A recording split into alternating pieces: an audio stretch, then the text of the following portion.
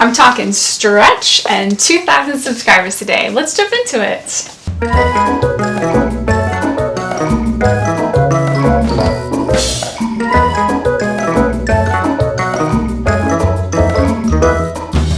Hey guys, it's Elizabeth from ElizabethMavis.com. I'm here to help you sew something creative. If that is up your alley, don't forget to subscribe below. Today I'm talking about Tilly and the Buttons stretch book. This has been out for several months and I am just picking it up now. I know I'm kind of late to the party, but anyway, I wanted to give my thoughts on this particular book, and I wanted to share a giveaway with you for my 2,000 subscribers. Thank you guys so much for being a part of this channel. I really appreciate everybody and the input and the encouragement and just all of the happiness. So I have a very special giveaway to talk about, but I wanted to talk about the thing that I am wearing from this book. It is the Bibi Pinafore. So the Bibi starts out as a knit pencil skirt, and then like all the other patterns in this book, there's all these little additions that you can put into it. So you can color block it there, and then they have where you can add a little mitered hem. So you can add a nice little mitered hem, which is such a great finish on any kind of a square corner. When you have a hem, it's such a beautiful finish, and it elevates your construction like so much, and it's really simple to do, and this does a really good job of explaining it. And then you can make it into a pinafore, which is so stinking cute. So that's what I have on now. But if you notice in the picture, she just has on plain straps, and I changed my straps up. If you notice, I added a little bit of hardware to my straps. So my straps are actually like, there's 3 separate parts to them. So there's a thin part to this. There's a grommeted strap, and if I turn around, the grommeted strap continues to the back side, and then I've got little X's that go across the back. So I'm going to show you how I did my straps, and if that's a hack that sounds interesting to you, then go ahead and try it. But first, let's go through just a little quick rundown of this book. And then at the end, I will talk about my fabulous giveaway, which I hope you are super excited about, because I know I definitely am. I'm going to hit my high points on this particular book. So I'm just going to thumb through some of my favorite parts of it. So there's some really great advice on using a rotary cutter. And if you flip over a little bit, you've got also some ideas about how to start stitching with the foot, and different needles you can use, and troubleshooting common problems that happen, and how it is that you make friends with your serger, which is kind of a big deal. Sergers are pretty intimidating, and it takes some practice to get where you're super comfortable with them. But this is excellent advice. I think the pictures are extremely clear, and there's just lots of wonderful tips, and it's just really great information here. Okay, and then getting into the patterns a little bit more, you've got the Frankie baseball t-shirt, and I think this one is just so cute. Just a classic baseball tee. It's got a nice high neckline, so really classic styling for a baseball tee. And I mean, this is such a great t-shirt for so many different things. I love raglan sleeves for pajama tops. I think they're so comfortable. It's just a nice, relaxed, easy style. And there's just some great ideas here for color blocking and just kind of adding some new things. And then of course there's some thoughts on adding applique to your knit projects, which I super love. You know that I love adding applique and all kinds of those creative elements to things. And then this is the Freya sweater dress. I think a lot of people have sewn this one at this point. We're kind of out of season here in North America.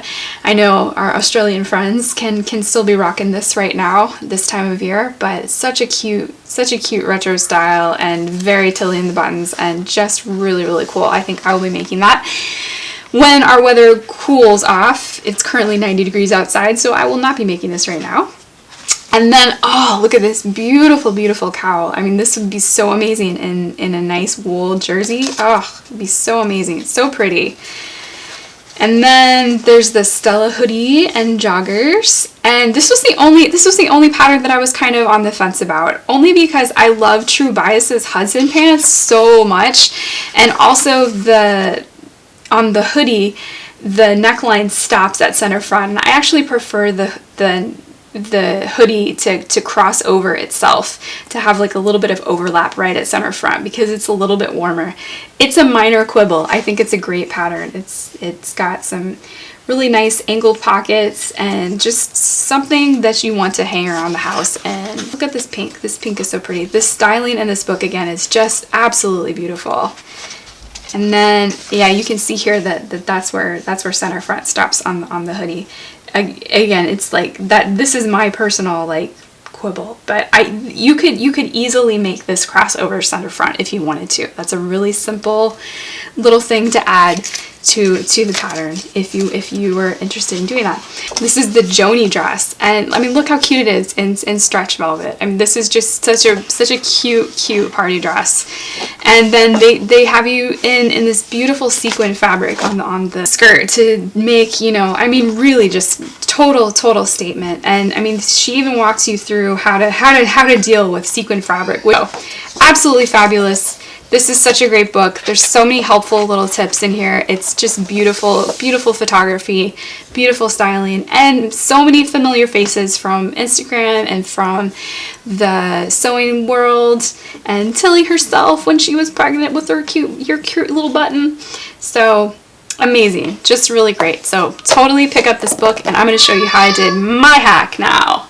For the grommeted straps, cut 4 pieces 2 inches by 9 inches, and you want to interface 2 of those pieces. Next, you want to cut 2 long strips that are 2 inches by 24 inches, and 2 short strips that are 2 inches by 7 inches. And you also want a pounding block or a hard surface like cement, and your grommets, and the washers that go with the grommets, and also a hammer. And now we want to put 1 interface piece and 1 uninterfaced piece right sides together, and we're going to stitch around the rectangle so there's a little hole in the top so that we can turn it out. And so we're going to stitch now all the way around the rectangle, making sure that we leave a hole in one of the long sides. And pivot when you get to that corner, and just keep going all the way around. And then trim out the corners a little bit. And I'm using a 3/8 inch seam allowance. I didn't say that earlier.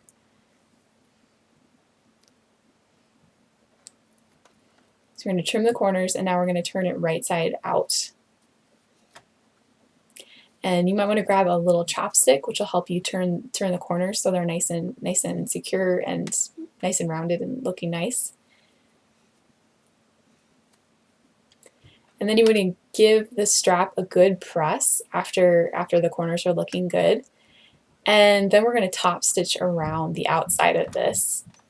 And I'm using a 1/4 inch seam allowance to top stitch all the way around this. This is going to close up the hole, and it's going to make the strap look really nice. And you want to repeat this for the other grommeted strap.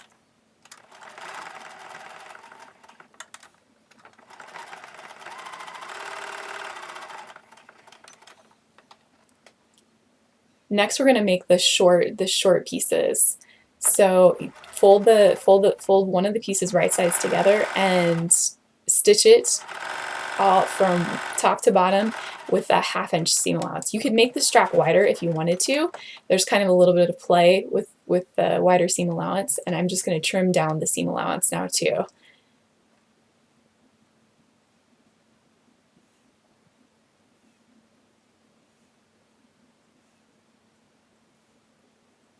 And if you have a tube turner, this is the time that you grab it. This is a big rigid plastic straw, and you just poke it down in there with a dowel, and it turns the tube really nicely right side out. So you want to repeat this so press the seam so that it's on the back side of the strap, and then I'm just going to top stitch the straps and the short sides and the long sides with my cover stitch. You could do that with a zigzag or anything else that you'd like as well. And this is optional. It just makes for a nice finish. So now we're going to put the grommets in. So I'm outside and I'm making a hole where I would like the grommet to sit. And you just want to cut away a little bit of the fabric, enough so that the grommet's going to fit in there well. And then put it in the setter, and then put the pointy part of the washer down towards the fabric, and then use the setter and then tap with the hammer. It might not set 100%, and you can see it's a little floppy there, so I'm just going to tap it with the hammer again. The washer should, when it's set correctly, sit nice and flat. So now I've made my skirt up to the point where I'm ready to add the waistband. So now I am adding the bib, and I just kind of temporarily stitched it in place, and now I'm going to pin all of my straps to where I want them to sit. So the short straps are threaded through the grommets, you can see, and I'm just pinning everything where I want it to be. So I've put the short straps 3/4 of an inch from the raw side of the top of the bib, and I'm moving around to the back, and I'm threading the long straps through the grommets as well, and I'm crossing them over the back. And here you want to make sure that they're the same distance. The straps are the same distance from center back, just so that everything is even and not lopsided. And make sure that you do that the same on the front side as well. So when you like everything, where everything is exactly where you want it to be, then I'm just going to take some chalk and mark across the straps on the bib and also on the waistband too, so that I can make sure that I get everything where I want it to be when I go to baste everything in place when I add the waistband in a minute. So I'm just chalking my straps on the back side. I'm going to do the same thing to the front side as well. So now I'm going to take the short sides of my straps.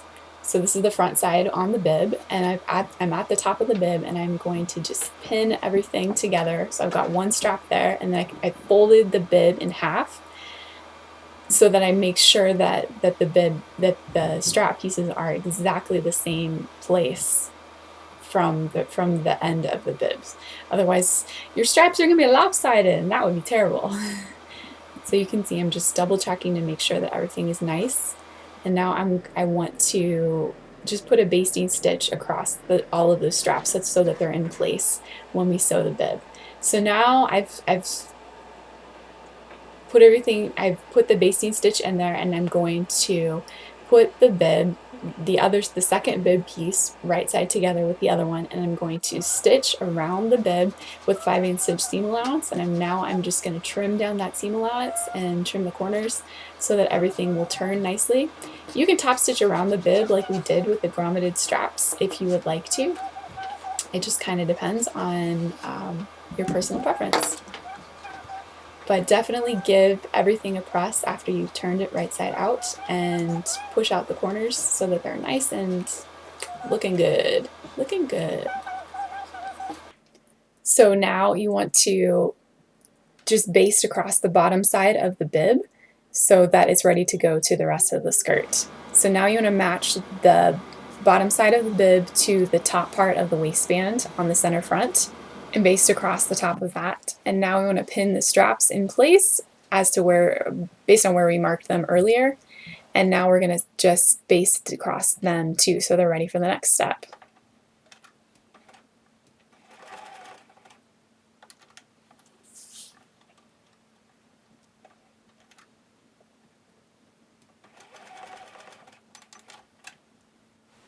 So now I've got everything all basted and ready for the waistband facing. So I'm going to flip everything to the inside. So now I just have the top of the waistband showing, and I'm going to put the waistband facing, and I'm going to put it on the inside of everything right sides together so that I'm matching the side seams. And now I'm going to sew all the way around the top of the waistband so that the bib is inside, and we finish off the top of the waistband as well at the same time.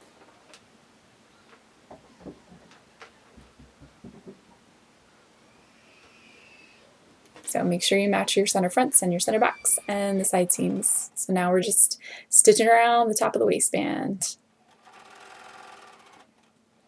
You can see I've got the straps kind of beyond everything, so we will trim those off later, and we're just not going to worry about them sticking out right now. So we're sewing everything with that 5/8 inch seam allowance that's included in the pattern. And we're going to trim everything down in just a little bit.